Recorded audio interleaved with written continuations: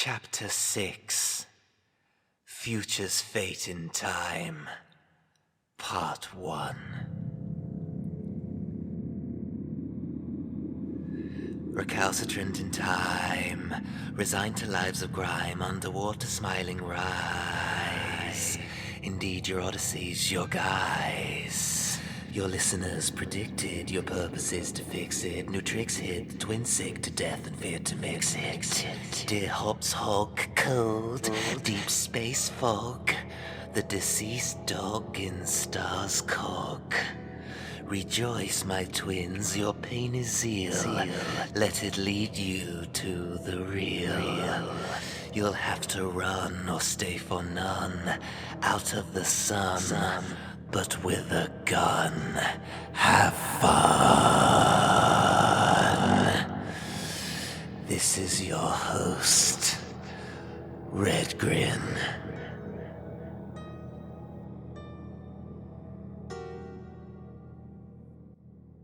How many walls can you put up?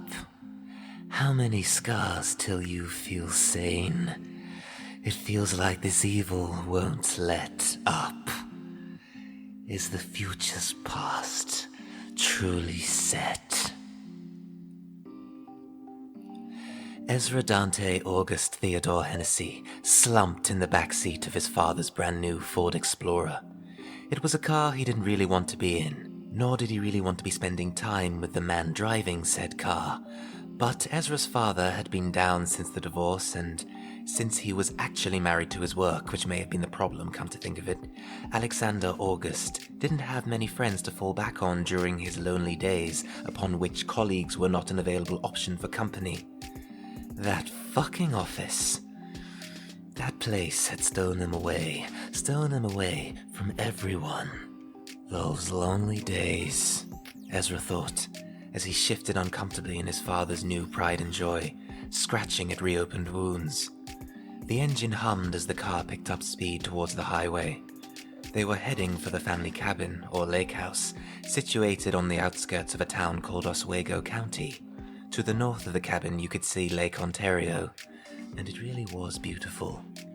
An expanse of sparkling cobalt blue spanning just over 50 miles, bordered on the south by New York City and the Canadian province of Ontario to the north. The house itself was built for the Hennessey family some years previously, one of those timber-framed homes, designed of course by Ezra's mother and grandmother, paid for mostly by Ezra's father, one of the things he had managed to claim as his own during the separation, one that seemed never to end. The cabin had been the place where the Hennessey family could escape from the noise and the sometimes unwanted buzz of the big city. Amelia, Ezra's mother, worked long hours at the university hospital over in Brooklyn.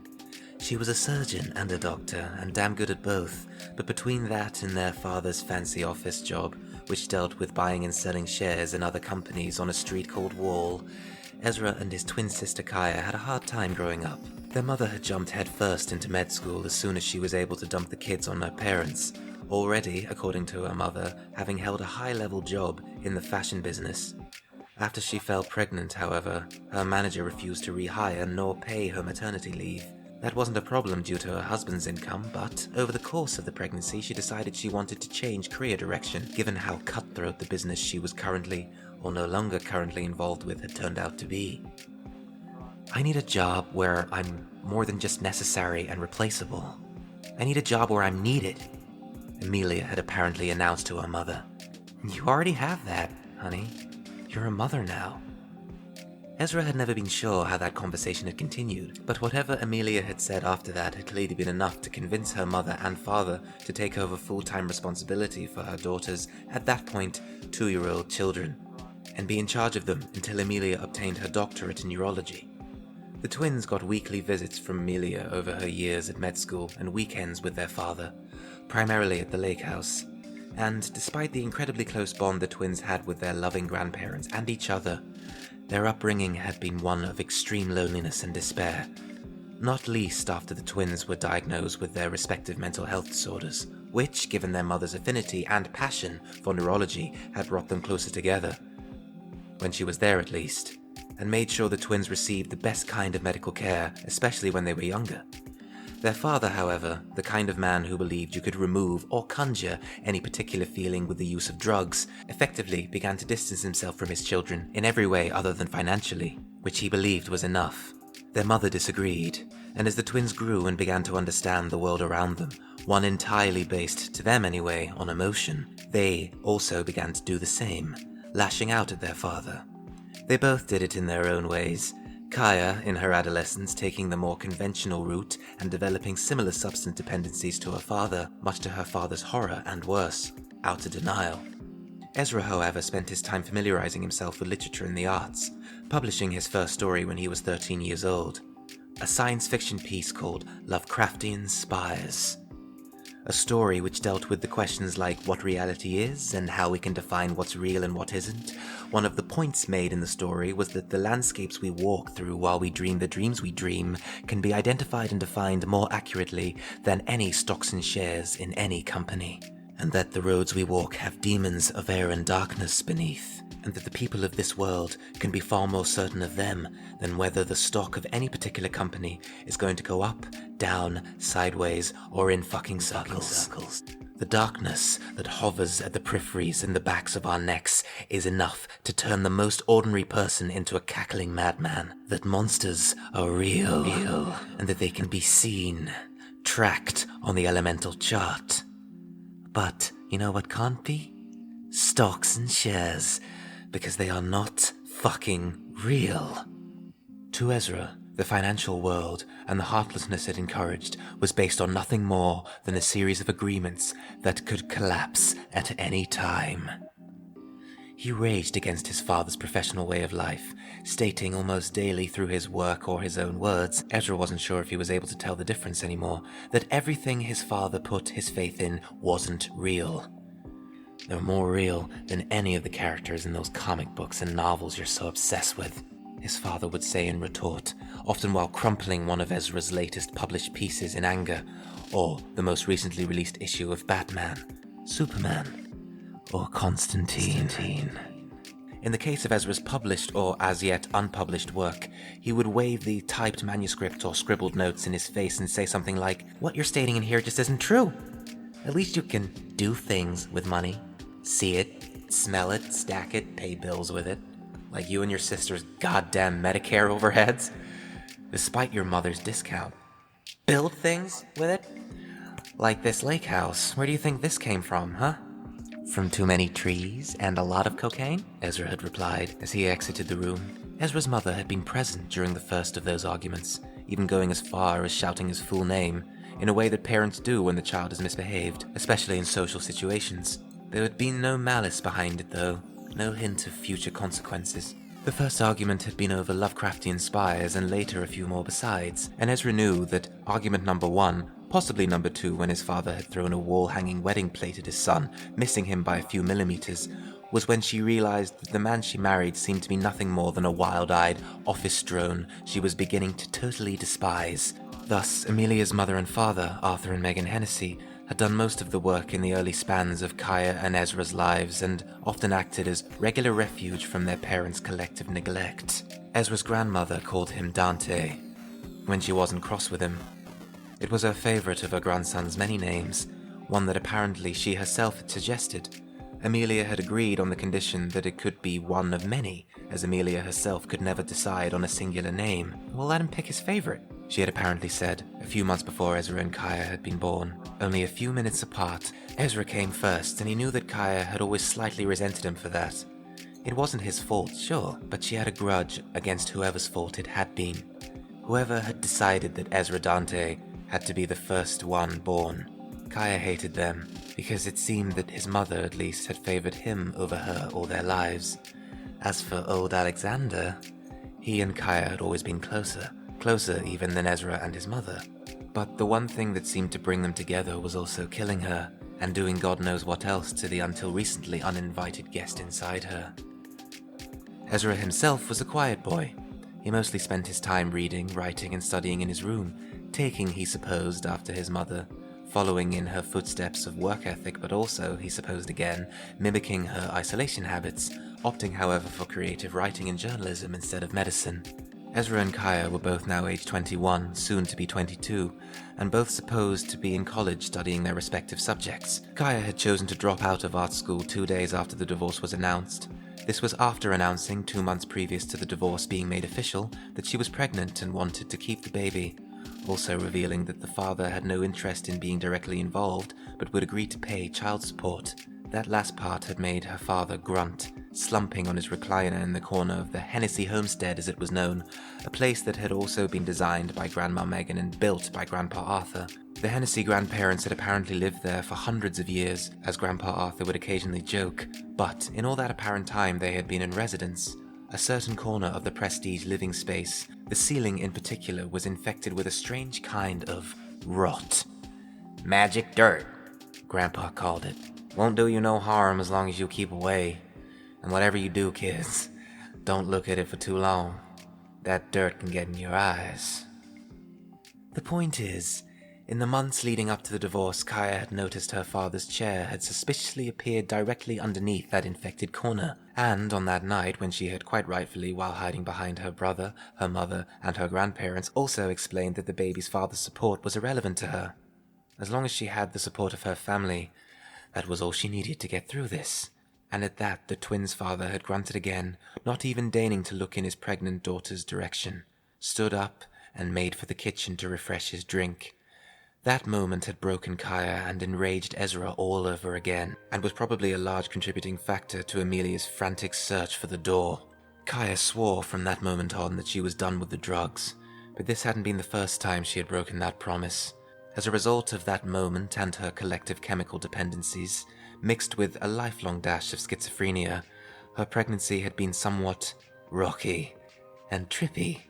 The gradual and sudden influx of pregnancy hormones had increased the potency and frequency of her visions exponentially, overriding her desire and need for self-preservation. Preservation not just for herself, but for the unborn child. 6 months in, she was back on the Class A's, being 3 times hospitalized for fear of a miscarriage or heart and liver failure. These hospitalizations then caused social services to take an unhealthy, or healthy depending on your perspective, interest in Kaya and her social situation. After learning about her mental illness, drug habits, family problems, and suicide attempts in her early teens, not to mention the one attempt during her first Braxton Hicks scare, which had led to hospitalization number 3, and to top it all, an absent father, the powers that be had seen fit to put the as-yet unborn child into the adoption system, officially declaring Kaya an unfit mother. Ezra hadn't been by his sister's side when that final declaration had been made, but he had felt it. And later, when he had come to visit her on the ward, he had felt it all over again. Ezra had sat at Kaya's hospital bedside countless times for countless different reasons, yet there was a look of resignation in her eyes, in her soul, that Ezra could see as clearly as he could see the scars on her arms, legs, and neck. Then, without blinking, she had finally made eye contact with her brother, having not spoken in almost an hour. She said, "I guess I just wanted to be closer to Mom." That was the moment that Ezra had demanded to his mother that Kaya be kept in this time around under observation. She had readily agreed, even switched to a ward to keep a personal eye on her. Amelia knew that there was a darkness within Kaya that Ezra understood. The same cold fire burned within his own heart. The want, the need to be not dead, just not here. Ezra nodded to himself in the car as he finished this thought. Not dead, just not here. "You okay there, bud?" Ezra's father asked, nudging his son's shoulder. The drive from the Hennessy's former family home in Ithaca to the now former family cabin in Oswego County was just over 76 miles, about an hour and 40 minutes drive. At least half of that time had passed, and it was the first time either of them had spoken since they left. Ezra didn't much like when his father called him Bud. "I'm fine," Ezra said, without turning his head. He could feel his father's eyes burning a hole in his left temple. He should be focusing on the road. He was probably high. "Kinda hot in here, huh?" Alex remarked. And, in his peripheral vision, Ezra could see him fiddling with his shirt collar. Ezra shrugged. His father wound down the driver's side window 50% of the way, letting the outside air flood in, which caused Ezra's left-hand curtain of hair to blow the opposite way and catch his eye. "God!" Ezra exclaimed, louder than he intended. "Ever heard of air conditioning?" "I guess you're right," his father said, immediately sucking up. Then, of course, he retracted in his own way, in 3, 2, 1. But there ain't nothing like fresh, clean air. There was an optimistic twang in his voice, suggesting he wanted his son to come around to his way of thinking. Asking you to do that would be like asking whether or not a newborn kitten could grasp the concept of Sweden. And there it was, that restless voice. It was at the bottom of a long, long list, but this one was different. It was new. Ezra, of course, didn't want to give his father the satisfaction, and so he merely muttered, "Whatever you say, Padre." "That rhymes." Alex sighed. "You know what I mean. It just ain't the same." Echoing his true feelings and seeing his opportunity to, Ezra hoped, plunge them both back into an only partially comfortable silence, Ezra replied, "Nothing will be the same. Not ever again." That one worked like a charm, like a serial killer's glove. Most of the rest of the journey was made in silence. They turned right on NY 104 East and continued on for around 12 miles, passing through the village of Hannibal. Ezra couldn't help but think of Hannibal Lecter when his eyes met the words on the sign, knowing that it was actually in tribute to a village hero. In his mind, he imagined what it would actually be like to kill something. Kill someone. It wasn't the first time he had had thoughts like this, but it was the first time that his imagined victim wasn't his college tutor, the snooty one with the gigantic chin, or those guys back in high school who had poured PVA glue in his comic book bag. A whole series of Hellblazer. Ruined. The memory of that was enough to make his blood boil as the car turned onto West 1st Street and then left onto Water Street. Was it a memory? Or had he just been in this car too long? He hoped it was a mixture of both, as his temper had been getting away from him in recent weeks. Not least when Alex had chosen to walk out on the family home. One that, to be fair, wasn't really much occupied unless Kaya was hosting one of her parties. Regardless, it had just been after a full day of college for both the Hennessey children, and both of the Hennessey parents had worked nearly 2 full days in a row, so naturally, the atmosphere was somewhat heated, especially due to Kaya's violent morning sickness that itself had no interest in keeping itself to the morning. Yet she had still been in college, working and attempting to distract herself from, well, herself. Alex had started once again complaining about the lack of contact during work hours and the mounting medical bills. Clearly, things weren't going so well at the office. As a hedge fund manager, or whatever the hell it was he did, he had to be on his new and improved PDA almost 24/7, keeping track of all the schedules. As a surgeon, however, Amelia spent most of her time off the radar. To be available for a phone call during open heart surgery would be like having time to rustle up a salad whilst laying concrete. Alexander, however, didn't seem to understand that, despite his years being married to a surgeon. Or he did understand and was looking for an excuse to break the shackles and head to the nearest strip club. Amelia, it seemed, had also had enough. It seemed that 21 years was her limit. When Ezra thought about it, his parents' final fight as a legally binding married couple, in terms of context, wasn't really based on much. However, it was what was underneath the surface of it all that made the whole thing culminate into one massive explosion. Thank God, Grams and Gramps weren't around for dinner that night, Ezra thought, now resting his head on the passenger side window. Most of what had followed was a blur. Of all the family members present that evening, Ezra had been the one who had needed to stay calm. Not in this case anyway, because of his temper. That night, it had been his sister who had needed a solid anchor, a rock to hold her down to earth, stop her getting lost, up there, in the clouded darkness. Their mother did a good job of containing herself.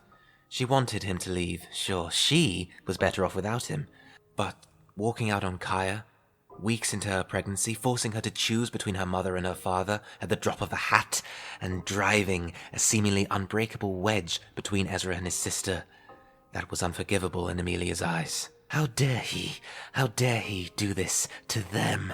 And it was when Kaya broke down that their mother did the same. Alex went to the office, filing for divorce the following morning. Kaya, who had only left Ezra's field of view for a matter of minutes, overdosed later that evening and was rushed to hospital, accompanied by her mother, who was also on her way back to work.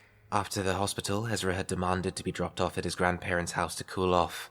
For the pregnancy's duration, Ezra stayed, calling Kaya daily, refusing to leave except to see his sister. knowing that he was on a level ground being with his grandparents. They knew what was best, after all. It took a total of many days for Ezra's father to wear him down. "Come on, we'll head up north for a few days. It'll be great. Just you and me." Ezra had slammed the door in his face the first time he had asked. He had turned up the day after he had walked out of the house stinking of booze and pretty much coughing up stripper glitter. Going to the office. Sure you were.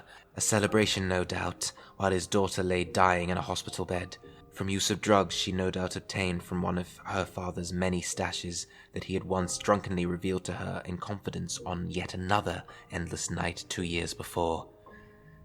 It had made him so angry that he wanted to pounce on Alexander and throttle him to the ground. Perhaps there was enough glitter left in there to clog his airways. Maybe he'll go into shock, perhaps have a heart attack. These thoughts were intrusive, but not unwelcome. Again, Ezra wasn't sure if he was merely reliving memories as he rested his eyes in the Explorer, as it passed presently through Fruit Valley, as it was known, or whether those feelings were fresh. Fresh out of darkness, the mist descends, Ezra muttered, his eyes still closed, and he didn't quite notice that the voice he spoke, no, sang those words in, didn't seem to belong to him. That's because they don't. Something's wrong. Someone else is in here. Someone else is in here somewhere, Ezra, and I don't like it. What was that? The sound of his father's voice startled him. Ezra shook his head, his eyes shooting open. Nothing. Are we, he struggled to find his words. Are we nearly there? Just about, yeah. You sure you're okay? This time there seemed to be genuine concern in his voice. Ezra had always been very sensitive to the frequencies of people's voices, not least that of those close to him. His father's latest question had been in a low frequency, not soft, but low, understated. Alex was the kind of man who could only show emotion in an understated fashion. It was the tone he used when he was actually being serious, when he was actually worried, when he actually cared. It was a frequency that Ezra responded to positively, and he did, though inwardly. On the outside, he chose to shrug it off. Yeah, I'm fine. All good. Just not been sleeping much. You and me both, kid. I'm 21 years old, Dad. I'm not a kid anymore. I don't doubt that. You've been the one keeping me down to earth. I'm proud of the man you've become, even if you do write a load of shit sometimes. Ignoring the professional jab he was all too used to, Ezra moved the subject away from himself. What about Kaya? I'm proud of her too. Of course I am. He's lying to you, and he's lying about her. She's not going back to college, you know, Ezra said. Not after this. I know. And do you care? She's gonna get into trouble, Dad. Mom isn't there enough to make sure she doesn't make the wrong kind of impulsive decisions, ward or no ward. You know what Kaya's like. And Mom, she cares more about her operating table than she does about her goddamn daughter. She's a big girl, Alex said, flatly. Besides, I did ask if she wanted to come to the cabin with us, didn't I? I think trying to plan a weekend getaway while your schizophrenic daughter is trying to process the divorce of her parents in the middle of a nervous breakdown in a hospital from an overdose that puts her into labor, giving birth to a child she will never get to raise, probably never get to see, I think. Ezra paused and took a deep breath. That's a little bit of a stretch. Such a stretch that Reed Richards would have problems reaching it. Don't say that, Alex said, shooting him a look. You know I don't like that word. Schizophrenic. I sure as hell can't spell it. Ezra's anger was bubbling again. It pulsated through him like a dying star. Sweat began to form on his pale forehead. You don't just not like the word, you deny it even exists. She's a mess, Dad, and you've made it worse. She's gonna die because of you. Ezra was glad that he kept the last dig to himself. You watch your mouth, boy. Don't be talking to me like that. And there it was, the shift in tone, the one that made Ezra want to snap and force his father to lose control of the goddamn car. Maybe a journey through the fucking windscreen would knock some sense into this asshole. But Ezra resisted the temptation. He just said nothing. Ezra's internal thoughts and feelings, however, spoke much louder than he would ever know. Just then he remembered the other reason why he decided to come to the lake house, other than the reasons he had already been over thus far in his own mind. The smiling blood. For some reason, his brain had decided to call it that. His brain loved to title specific life moments. The smiling blood that had sent him running to the door ahead of the doorbell ringing to find his father on the doorstep, with a brief explanation to his granddad Arthur, and a few minutes to pack the essentials, he had walked out of his safe place into the outside world. Sure, he knew that the place he was heading to was another safe place, and that was what spurred him forward to the car despite the hesitation in his mind, telling him that the journey wouldn't be worth the elation of destination. But he had kept walking. The smiling blood had made it so.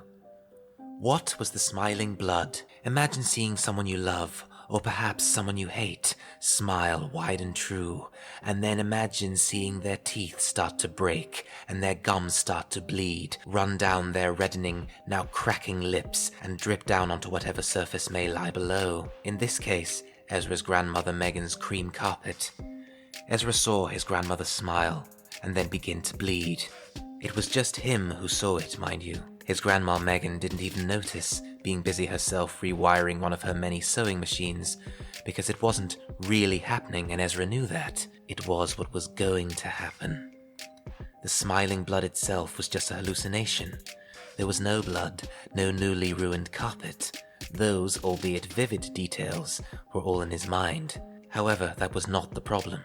The problem came in the form of what the hallucination signified, because whenever the smiling blood appeared, the person bleeding was soon to meet their death. In the past, whether it be a close friend with an as-yet undiagnosed medical condition, or a random person on the street having a drink outside a restaurant that then gets stabbed to death while staggering home to his wife and children, Ezra's hallucinations may not have technically been real in the eyes of all those doctors who had looked at his head. And sure, maybe they weren't real, but that did not, repeat, did not make them any less right. He finished these thoughts with his eyes scanning the road as the car drove on, and sure enough, there she was, standing at the roadside. Although the car passed quickly, Ezra knew that it was her. The purple cardigan that was his grandma Megan's pride and joy was unmistakable. Sure, she wasn't really there, it was just his brain reminding him what he was running away from. But once again, his brain was right, and his brain was cruel. No. He was right, and he was cruel, because he had run away. He had told Grandad Arthur what he saw. He had nodded in understanding and trepidation, but had given his grandson a comforting hug before letting him go to clear his head. It won't be like the others, son. It'll take longer for her. Much longer. You can trust me on that. Ezra didn't know whether that was a good thing or a terrible one, but the memory of his granddad's words was enough for him to settle back and rest his wearied eyes for the remainder of the journey. They arrived at the cabin shortly after 3:30 p.m, and around 3:45 it began to rain, a somewhat unsteady fall of rain, cold and bitter, unexpected. It vomited down from a grey, swirling sky, pelting the roof and stiffly limp leaves around the house. Ezra had always liked the rain.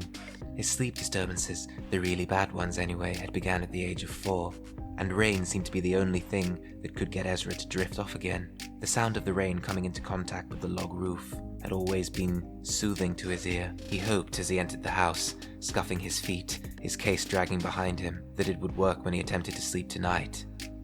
Hope, scoffed the voice in his head, the mocking one, the new one, the one that had started talking to him right around the time he had arrived at his grandparents a few months before. Boring. Who needs hope when you have me? Shut up, Ezra muttered, immediately making for the spiral staircase in front of him. He could hear his father unpacking the car behind. He did not offer his help, nor did he unpack his own suitcase when he arrived in the room that belonged to him. He simply sat at his desk, thinking, waiting. Usually, when his mind was troubled, he could sit at his desk with a pen and paper, word processor, or even his grandmother's old typewriter that had lived in Ezra's lake house bedroom, and write down his feelings. It was something his grandmother particularly had always encouraged him to do. It was something that he did. I mean, he was hoping to be a journalist someday, for Christ's sake. Creative writing major or no. All you could see when you looked around the room were newspaper clippings of different articles of interest, and books. Lots and lots of books, piled on shelves, bookcases, some giant Jenga projects spanning from floor to ceiling, that themselves were stuffed with various manuscript ideas, character profiles, and crude disproportional character portraits, and half-finished diaries. There were also some certificates he had been awarded back in high school for creative writing competitions, none that he was particularly proud of, but mostly articles he had written for the school paper. Writing was all he could do, at least that's what he told himself. His grandparents said he was gifted, that he and Kaya were both gifted in their own ways. Kaya herself displayed a talent for art and sport, a beautiful dancer, almost as fast as a speeding bullet, as their father used to say, far superior to her brother in physical ability. Sometimes Kaya called Ezra the rake, or more recently, the mop. The upturned mop that leans on walls and doors and listens, as she had once put it, when she had spied him people-watching in a hospital waiting room, leaning against one of the ward's connecting doors, holding it open for all the passers-by, his wavy, shoulder-length black hair hiding his face from view, as if he believed that he was invisible. What had struck Kaya as odd was that to them, he was invisible. They seemed to just walk straight by him, caught up in their own lives, paying no attention to this creature performing a service of convenience. Ezra saw them, of course, all of them, however briefly. It seemed that on that day, in the waiting room, the only one who could see Ezra was his sister, as if he only existed from Kaya's perspective alone. But she saw him see them. She knew he could see exactly where all of those people had come from, where they were going, and whether or not they were going anywhere at all. Ezra was definitely the more sedate of the Hennessey children, outwardly sedate anyway, highly meditative, whereas his sister just couldn't sit still. That was Ezra's main worry. His eyes moved to his wall of family photographs that sat above his desk, then back to his 19th century typewriter. Kaya's adaptable impulsivity. Ezra attempted to focus on his intended task, or maybe just on the present moment, a college assignment that wouldn't be due for a while now, since he had chosen to take up his tutor's offer of time off. 3,000 words on the concept of free will, in the form of a fictional story. Ezra grimaced. It wasn't something he particularly wanted to delve into, not at the moment anyway. His thoughts dwelled on his sister's welfare. The last couple of weeks had been hard for everyone, but none more than Kaya. It wasn't her fault. She couldn't control what she heard, what she saw. Often she would sketch out her hallucinations, and would only ever show them to Ezra. Her brother was the only one she trusted, despite their rivalry as far as their mother was concerned. Kaya knew that Ezra was the only other person in the world who could understand. He saw what she saw. They were twins, and so that was the way of things. There was, however, one key difference. Ezra had found a way to channel what he heard and saw, to convert it, reconstruct it into other useful things like stories and characters. He had been doing that for as long as he could remember. His grandma taught him how. Taught them both how. Though Kaya's illness, if you were talking to their father, or gift, if you were talking to their grandparents, was far more acute than his own, and so her creative responses, as their grandparents called them, were far more erratic and far less structured than Ezra's, even with regular practice. Despite the fact that they were both writing and speaking eloquently from age 3, Ezra had always been the hyper-focused one, as opposed to the divergent thinker that his sister would grow up to become, possessing a natural affinity for psychedelic art, primarily using charcoal as a baseline for most of her pieces. Ezra's sister could bring any landscape or individual to life in ways that were both equally impressive and disturbing. Watching them almost move in front of his eyes was one thing. Watching and almost hearing them scream as she tore them to shreds in the midst of a dissociative episode, erasing them from existence entirely, that was something else. He could feel them bleed. As a result of the twins' respective talents, Ezra flew through education. Kaya wasn't quite so lucky. Not quite so lucky at all. And the divorce was just the icing on the cake. And it tastes vile, deleting the mind along with the years. Ezra knew that Kaya had tried hard to hide the envy, but he could see it. Whenever Ezra would finish an article or a story or even a character profile, he would see it. That spark of sadness and longing, if not for a more ordered mind, then perhaps maybe just a quieter one. Ezra hung his head. The guilt was weighing heavily on him. So much he thought he might sink to the floor. He should be with his sister, not his father. But he just needed time. he decided it was time to try and rest. He laid himself down gently and stared up to the ceiling. "Free will," said the mocking voice. "My voice. What will you do with it?" "What indeed?" Ezra said, aloud, before closing his eyes.